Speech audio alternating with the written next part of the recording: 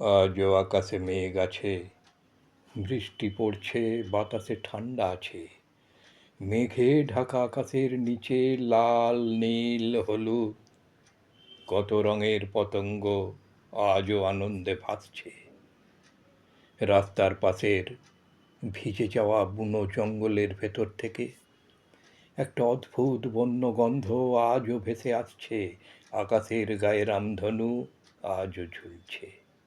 অথচ আমার এসব কিছুই ভালো লাগছে না। আজ বুকের ভেতর বাসা বেঁধেছে এক নির্মম অস্থিরতা। আজ মনটাকে কুরে কুরে খাচ্ছে একটা অদ্ভুত বিষণ্ণতা। একটা ভীষণ রকমের মন খারাপ আমাকে জড়িয়ে ধরে আছে। কিন্তু কেন?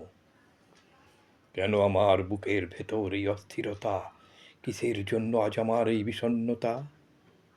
এ কি তবে সেই নীল শাড়ি পরা রমণীর তরে? রবিবার বৃষ্টি শুরুর ঠিক আগে সে এসেছিল। তার ঘন কালো চোখে আমার দিকে তাকিয়েছিল। ঝরে পড়া বৃষ্টির মতো মুক্ত ঝরানো হাসি হেসেছিল। একবার বজ্রপাতের সময় সে আমার খুব কাছে এসে পড়লে তখন আমার অস্থির এলোমেলো ভাবনার বুকে তার তপ্ত প্রশ্বাসের ছোঁয়া লেগেছিল। তখন আমি কল্পনায় তার সাথে বৃষ্টিতে ভিজেছিলাম। আমি হয়তো তখন তার সাথে মানসিকভাবে বৃষ্টি ভেজা কোনো পথ ধরে পৃথিবী থেকে হারিয়ে গিয়েছিলাম দূরে, বহু দূরে, কোনো রঙিন স্বপ্নীল জগতে।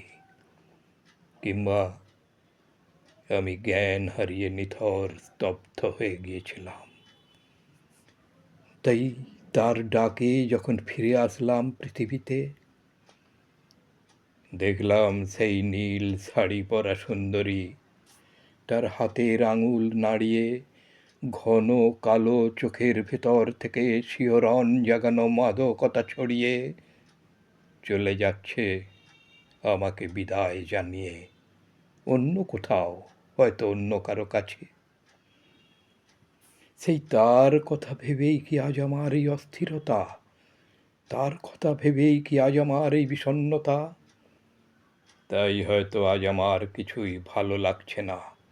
যদিও আকাশ কালো মেঘে ঢাকা আছে, আজও বৃষ্টি পড়ছে, বাতাসে ঠান্ডাও আছে।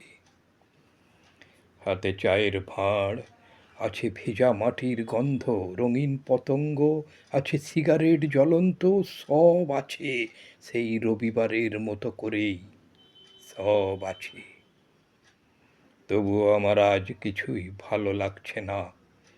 আমার বুকের ভেতরে আজ শুধুই নীল অস্থিরতা, আমার মনে আজ শুধুই নীল বিষণ্ণতা।